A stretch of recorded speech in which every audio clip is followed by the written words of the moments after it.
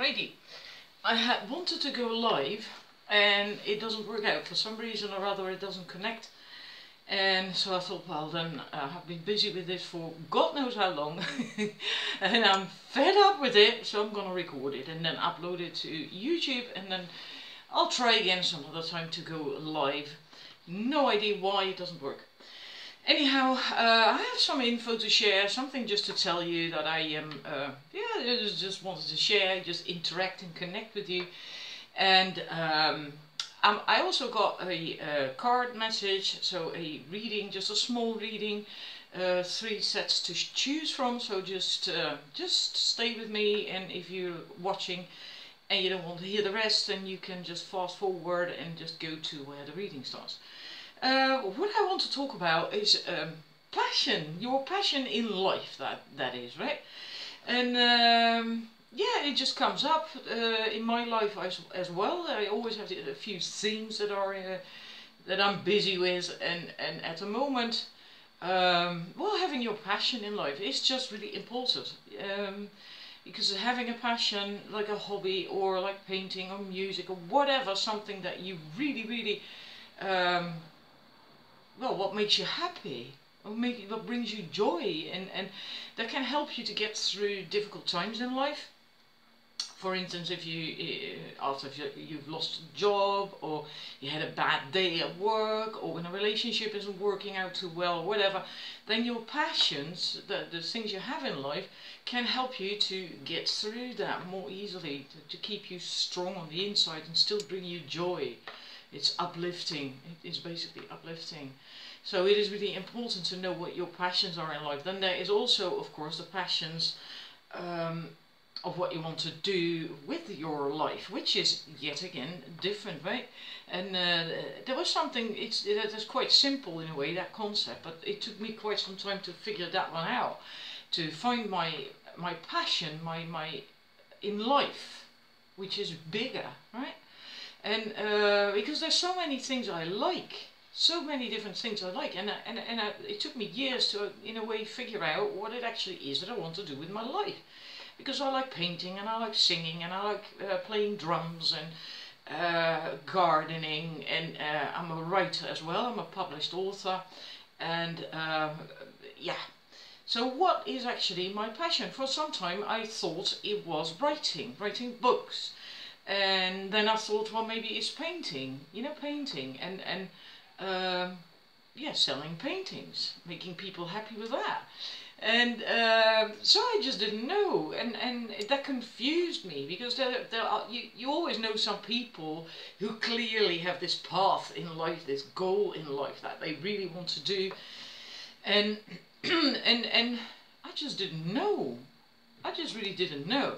And then at some point I realized, hang about, I do have an awful lot of things that I'm passionate about, especially also the spiritual stuff, the intuitive stuff.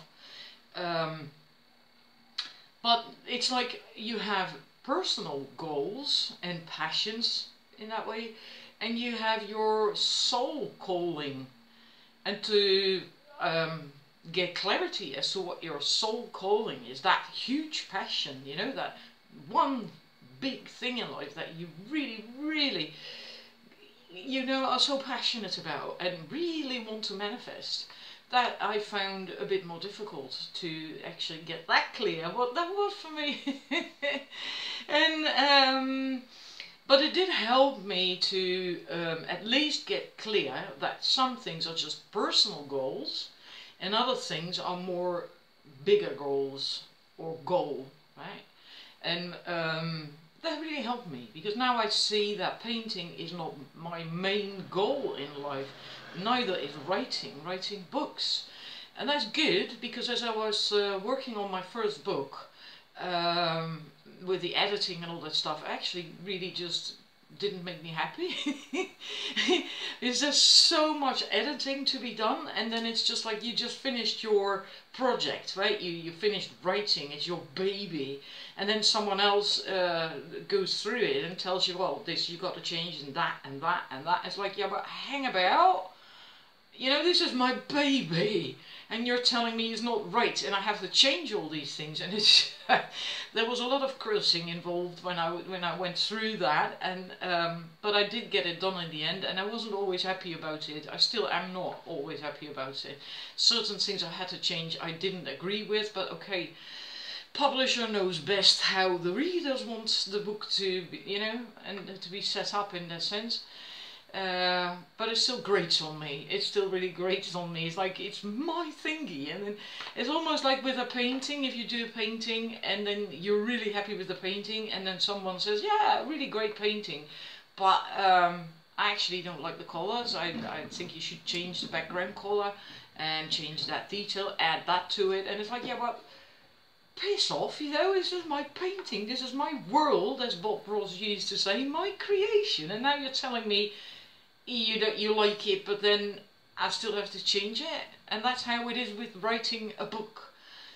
Of course, that gets easier if you, as a writer, as an author, adapt and change your writing style. But then I lose my own unique thingy, I feel, and it just doesn't make me happy. So clearly that is not my main goal in life, to write books. I still got... I'm working on the second book. It's a sequel, and I'm still going through the editing of that, the first editing of that, before an editor goes through it and then tells me more shit I have to change. And then once she's happy with it, she sends it off to 3 final editors, so I have to go through it yet again, because these 3 people also... It's like, oh my god, I'm so glad it's not my real goal in life, you know. And also with painting, I do that as well. And in a way, I am in that sense multifaceted. Maybe you recognize that as well. That's also why I chose as a logo for my business a diamond, a pink diamond, that you find everywhere, here on my YouTube channel, on my website page, on my Facebook page, on my Instagram, everywhere. Of course, the same logo is a pink diamond. And that's not because I believe that diamonds are a girl's best friends, or best friend, but it's because a diamond... Oh my god, oh, I had a scare there. I'm not certain what that was. Oh, someone's sodding around with a rolling bin already. But a diamond has all these facets, and I'm like that myself as well. I'm multifaceted, so that's why I chose that symbol. It's also a symbol, that shape, the diamond shape, that I saw once in a guided meditation, and I was given a power symbol, and once I was shown that shape, and yeah, it always stuck with me. I like it. I really like it. I also want to show you some of my paintings. I just like that, and just to show how important it is to have a passion, to have something in life that makes you happy and brings you joy. And some of these things also sometimes work to just rid yourself of negative energies. Like, for instance, when I'm gardening, 9 out of 10 times when I'm gardening, I am actually angry or frustrated because of something. So then I'm gardening, and then I'm not, well, I'm enjoying it because I like gardening, but it's still also like, you know, I'm angry with someone, or something didn't work out. And then because of working with the earth, with the in the soil, digging in the soil, it helps me to let go of that negativity, and then the earth can just absorb it and transmute it into positive energy again. There's something, it took me quite some time to work out that it works like that for me. And apparently my dad had a similar thing, because my mum said that the other day, that he always went into the garden when he was actually not feeling all that good, when he was feeling angry or frustrated or slightly depressed about something. And maybe you noticed that as well. So in that sense, a passion can also help you with that, with finding your balance again in a different way, right? If I'm painting or writing, I find my balance in a different way from when I'm gardening. And then basically need to let go of negative thoughts and feelings and this. Yeah.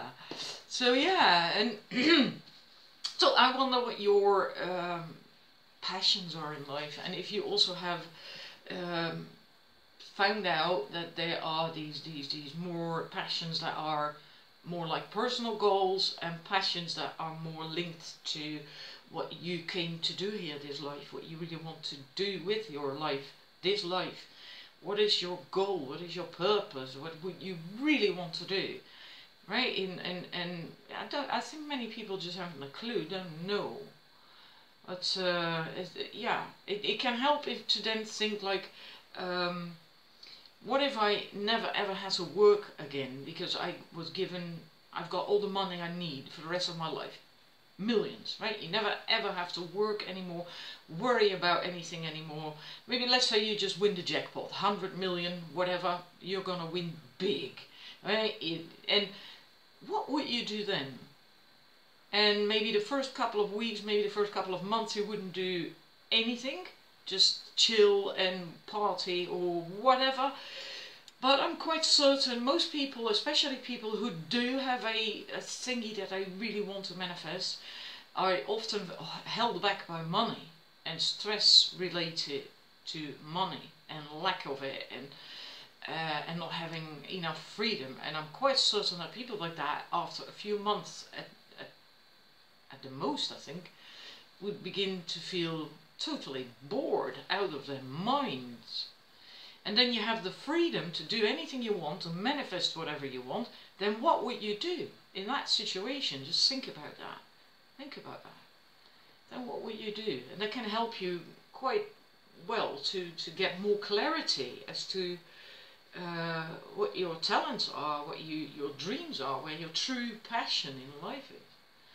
And I'm going to tell you a little bit about mine, but first I want to show you my paintings, because I got them, I think, yeah, 4 paintings from all over the house. And, you know, I am going to show you, otherwise I put them here for no reason at all.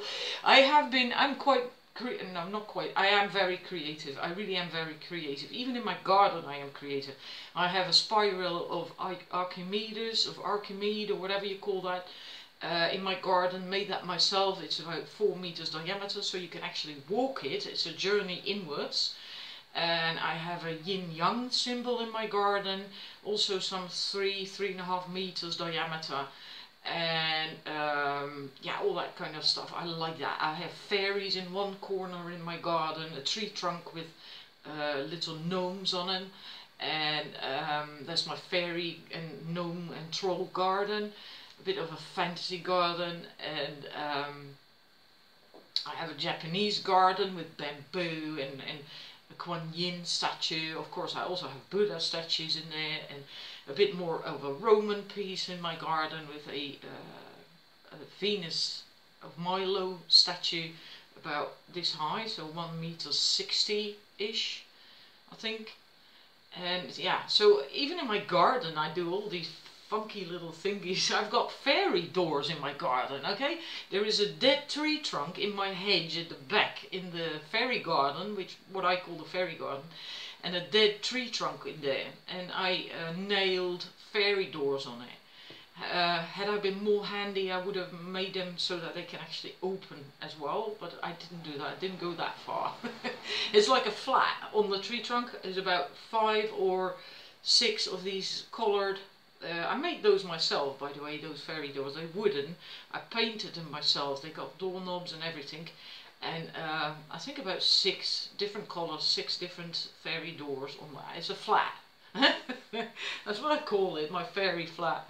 Alrighty, so I have been painting for years. At first I started out landscapes more, in a bit like Bob Ross, that style. At that time I was actually really enjoying myself, of course, but I was also getting the hang of colours, how to use colours and light and dark, and how to use brushes, the technique, right, more the technical stuff. But most of the time there was always something spiritual that turned up in those paintings. Like I've got a landscape with a Merlin in it, and you know, all the sometimes ogham sticks. There's druid divination tools, and in a landscape, right? And it just comes out. It's just me.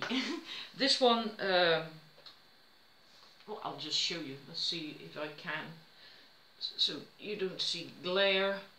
There's a campfire, and then at the other side there's a full moon. I love that contrast with the blue and then the orange and the yellow in the trees and the fire, etc. In the water as well. I so love that. This is in my bedroom. I just really like it. Yeah, and let's see, I'll show you another one. This one's big. I'm not certain if I can actually even show you properly. Probably have to get up. Yeah, this is more of an American landscape, right? With the with that windmill in there. That was quite something for me to do. This is quite a large canvas. I usually don't go for such large canvases. Most people love that tree, this one here. I do as well, actually. And there's smoke coming out the chimney. Just look at that. There is smoke. Yes, there's people living there. And so I've done landscapes for quite some time, but at some point is when I'll show you this one first. About sometimes people turn up in my landscapes as well.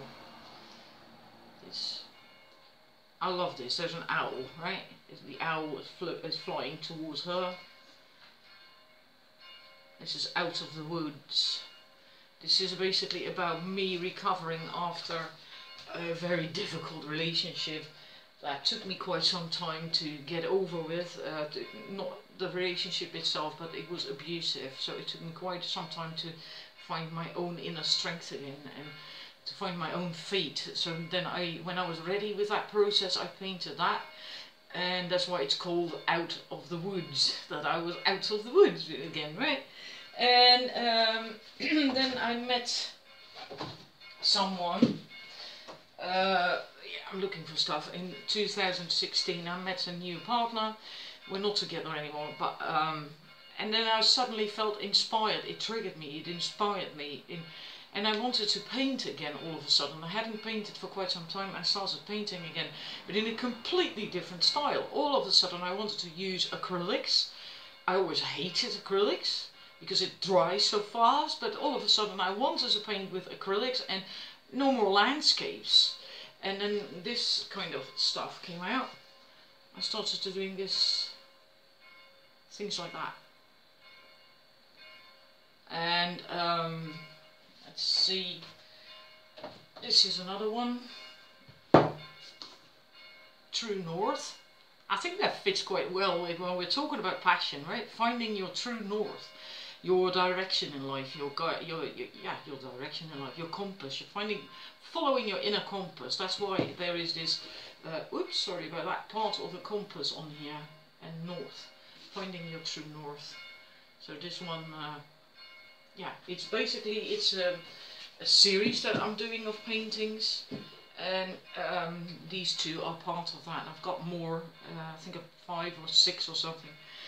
Yeah, anyhow, that's just more for me the personal stuff that makes me happy, you know, and not my goal in life. It's not painting, it's not writing, it's not drumming, it's not gardening. What I really do like is the working with the masculine energies and feminine energies, and that's why I started my business Sparkling Diva, to help women to get empowered. That is part of that. It's actually my passion, my true goal, my true passion is a step deeper, right? It's about the masculine in the woman and balancing that, and the feminine in the man and balancing that, and then in society. This is going on globally, all over the world, that people are trying to find a new balance. Societies are trying to find a new balance between the masculine and feminine. So it's an individual stuff, that's going on within people, but it's also going on globally within societies. The position of the woman, the position of the man, is we moved from the Pisces into the Aquarius era, and the Pisces era that we are leaving or have left, I think we're in the transition sort of, was more patriarchal, meaning masculine energy based, where women were suppressed and regarded as inferior beings, etc. And now we're moving into, and it was also about, it's not just about that, it was also about aggression and power and money and status and all that stuff, right? And now we're moving into this Aquarius, which is more about oneness, about love and equality and oneness and feelings, not from the head, not about power and money and all that shit, but really from the heart, living from the heart. And that's why you now come across so many people, at least in Western countries, that are looking for that are getting problems when they are working, who have burnouts. The amount of people who get burnouts these days is insane, absolutely insane. And that's because there is so much pressure still on the work floor from this masculine system about getting results and being faster and better, and for low wages, no recognition, hardly any validation. And you know, okay, there will be better places as well, of course, but in many places it is actually like that. You're more like a number as opposed to a human being who maybe need a break, right? I've worked in an office where you had about a coffee break, 15 minutes I think, and then was on the 3rd floor. So then first you had to, and I smoke, so I wanted to go outdoors to smoke, and then first I had to get me coffee. Get out from behind my desk to the canteen to get my coffee, get my coat, then go downstairs, 3 stories downstairs. By the time I was downstairs, I had to go back up again, because I needed another, I don't know, approximately 7 minutes or something to put my coat away again, walk to my computer, log in again and all that stuff. And it's like, you know, barely had time to to even have a coffee break. And that sort of stuff is very masculine. Oh my god, I'm getting carried away here. But that is where my true, that's why that is. That's why I'm now getting carried away. This is where my true passion is. You know, I want to contribute to change this stuff in the world. It is already changing. But I want to help that change along and to contribute to that in my way. So that we can really move into this new era of love and oneness and positivity, and where people are actually seen for who they are and validated and respected for who they are, as opposed to being a number almost, right? And having to get results, make your boss money. And yeah, so that's why I decided to start doing these courses to help women get empowered, to help women to become more confident and in touch with their feminine energy, because it's especially women who have this intuition, the oneness, the love. That's the feminine energy is really like that, right? It's yeah, like that, wide, so to speak, accepting and about love and sisterhood and oneness. That is feminine, the feminine principle. Men have that as well, of course. It's not just for, because men have their inner feminine side, like we have our inner masculine side, and these things have to be balanced, and everyone is looking for that, also in relationships. That's why so many people split up, you know. We are all like, no one knows how it's going anymore. And the funny thing that I once read online about that is that now these days women are walking up to a bloke asking them, what's a nice guy like you doing in a place like that? And then men are like, I'm supposed to do that, you know. And so everyone is trying to find that equilibrium, and that's why it's quite turbulent, it's quite chaotic in relationships oftentimes as well, because we are all trying to find that new balance of dealing with this, and no one knows how to do that, no one. So we basically have to invent that, right? And that's what we are doing, which is quite a beautiful process, not always easy, especially in love when you get hurt or something, but it is a beautiful process, and that's my passion, that exact thing. So the courses that I'm giving for women to help women is part of that. And I started there especially because women, the feminine principle, I'm not saying women, the feminine principle is actually what brings about change. Always. And in nature as well. It's always the feminine principle, because we can, it's difficult to explain, and people will likely get upset, especially men, of course, because then you get this like, it's the feminine quality, feminine principle quality, let me call it that way, to go inwards and to get in touch with your own intuition, but also with a higher source. And then you can, if you can connect with something higher, like let's call it the divine or source or your higher self or God, whatever you want to call it, then you get truly inspired. You can get direction that you yourself could, as an individual, as a person, could never think up, so to speak. How do I explain that? If you don't do that, if you are not connected, then you can try to do stuff, but it will always be limited to what is already in your head, to what you know in your head, what your brain knows, the knowledge and wisdom you have stored in there. So, but that's limited, right? Meaning then there is limited chances of growth and expansion and change. And in a way that's also masculine, and because the masculine is focused energy, which also has its advantages. Everything in nature is in balance, right? So I'm not saying this to knock men at all, not at all, please don't get me wrong, because I'm not about that at all. I hate that shit, gender bashing, I hate that.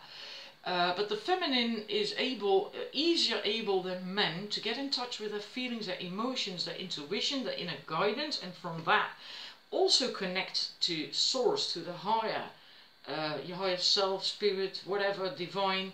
And the divine knows much more than we know in our head, right? Much more than what we have learned in our life.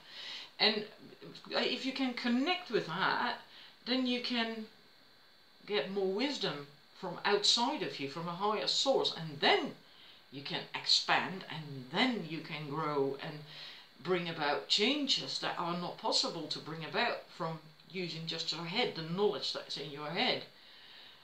I hope people understand that. It's quite deep, I suppose. I also think that that might be the reason why the patriarchal society suppressed women, because they felt men were the best at everything and men should be in power and blah blah blah. But actually it's women who can make these connections far easier than men can. Men have other qualities, again, I'm not gender bashing here, not at all. I really seriously hate gender bashing. Anyhow, so that's my passion, is in that area, and likely in the future I'm also going to do courses and things for men, to help men, but right now I'm just focusing on women only. Before I get into the reading, because I have to keep an eye on time, I do want to tell you that my course that is coming up, the Shortcut to Love, The Bridge, which is about attracting romantic love, etc., and how to become more stable, more in touch with your inner feminine, and how to communicate. And I'm not certain actually if communication was in there. I think that was the next one. I'm not quite certain anymore. Check it out on my website. Oh my god, that's bad, isn't it? Anyway, it is great. It's going to be absolutely great what's in there, and it's all to do with helping you to attract and find that love, that romantic love that you really want, in a feminine way. So the Aquarius way, not the, you know, like I said, we were all searching and wobbling and oh my god, and how are we going to do that? Are you going to walk over to a bloke and tell him like, oh, what is a nice bloke like you doing in a place like that? Or do you want to go about it the feminine way?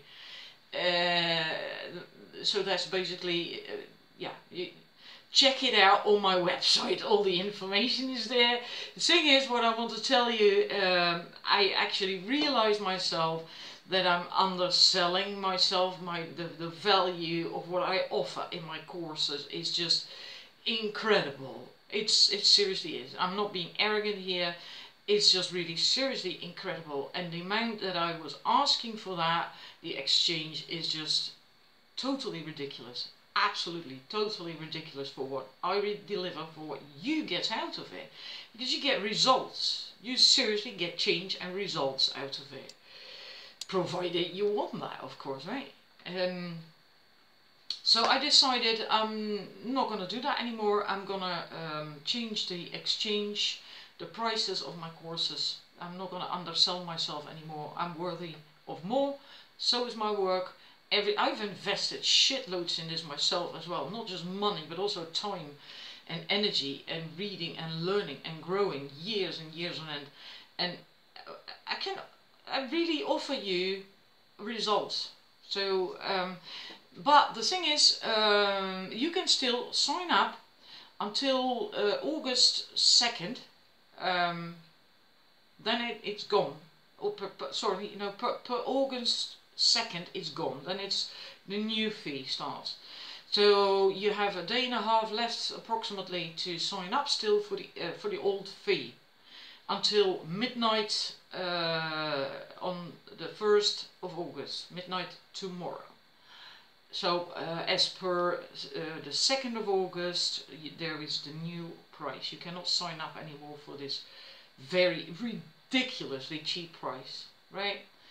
And if you don't believe me, just read the reviews on my Facebook from people who have done courses with me, and I think people who have done them will actually agree that it's just ridiculous for what you get out of it.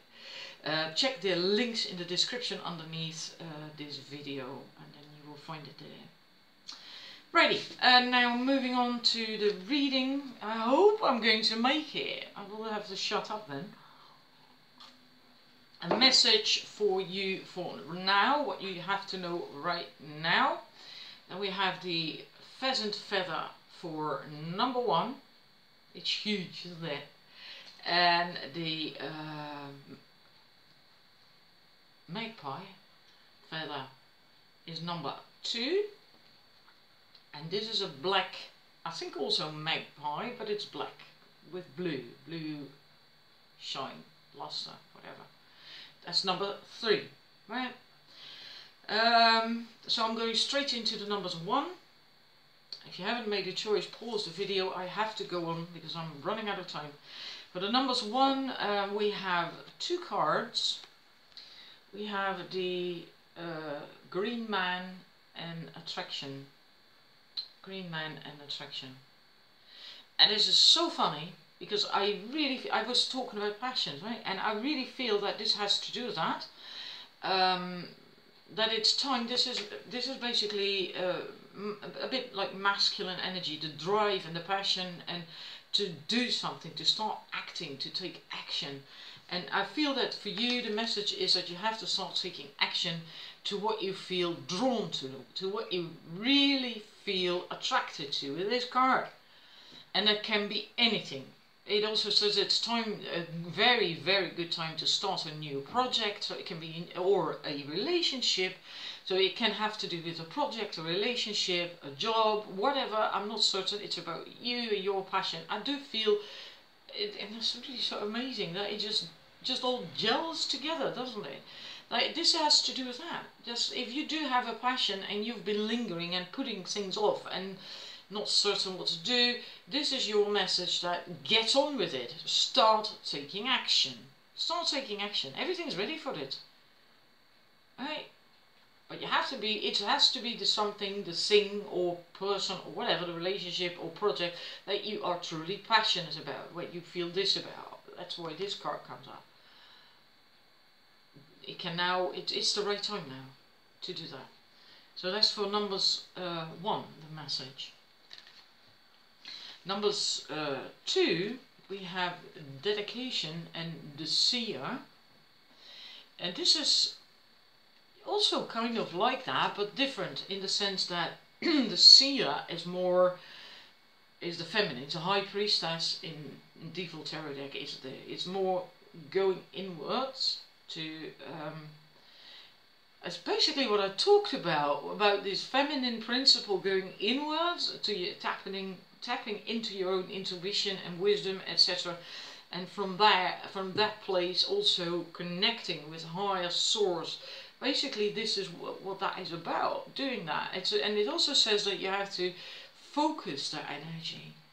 Focus this energy, because if like I said as well, that masculine energy is very focused and very, like that, very, focused. And feminine energy in itself isn't, and that you can see that here a little bit with the arrows, right?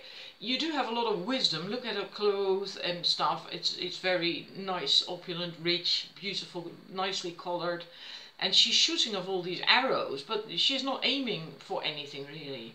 She does have a desire, and she does have a passion, but she's not really focusing. She's just shooting off arrows willy-nilly and hoping that something is going to stick. She's not even looking at it. She's got her back turned to it, and she's got her eyes closed like that. Well, just imagine if you want to manifest something and you turn your back to it, it's not even really gonna work, is it? You have to really open up and put your heart into it, and so you have to face it, but you also have to open your eyes. If you start shooting arrows with your eyes closed, what would you expect? You might shoot your neighbor in the leg or something. So that to me is about that. Find out what it is you really want to do. I think you already know what your passion is, but you just have to focus more and make sure that it's from the heart. And put your intuition behind that, your inner wisdom, your inner guidance actually. Not your intuition as well, but mostly your inner guidance and your wisdom, your inner wisdom. So don't do it from the head. Don't do it from the head. Do it from the heart and from inner guidance and wisdom. But do it in a focused fashion, so you're just basically wasting arrows as well. So that is your message. Number 3, who went for the black feather. Yeah, this was really great because there's 2 cards that I actually really find tricky to interpret. But then I looked at it and I have to now get into it, okay? I still have 8 minutes, so I must be able to do that. Oh my god. Talk about pressure. I think it's for you, for the number 3, it's about... I do feel that you are persevering, very determined, taking very determined action, really, really wanting something, to get something done, and you're putting a lot of time and emotion and love and dedication and all that stuff in it, but you have to be careful that you do not wear yourself out. You can also do too much. You have to every now and then take a break. Don't make sure that whatever it is you're doing, putting so much energy in that you're not that it's not at your own expense. Because I do feel you're very warm and caring and loving as well with this. This is the Queen of Cups basically, and this is the that horse. He's very enthusiastic and very, in a way, also driven to do something and taking action and very determined. But that can wear you out, like the salmon swims upstream to get to that place where she's born to lay her eggs, and but then that process costs her life, because then she's so exhausted that she dies. Make sure that doesn't happen to you. So if you recognize this and you are busy manifesting something, or busy with a project or in a relationship, you're putting so much effort and time in something that you, I think, really care about, are really enthusiastic about and really, really care about. So that's good. Nothing wrong with that. But take your breaks. Make sure it's not at your expense, so you don't sacrifice yourself. I hope you recognize that. you know, you can be a bit too enthusiastic at times as well, like that horse. It's like, yeah, rearing to go. So yeah, slow it down a little bit. Slow it down. So that's the reading part. Very short reading. I can do it. I can do it. I can do short readings.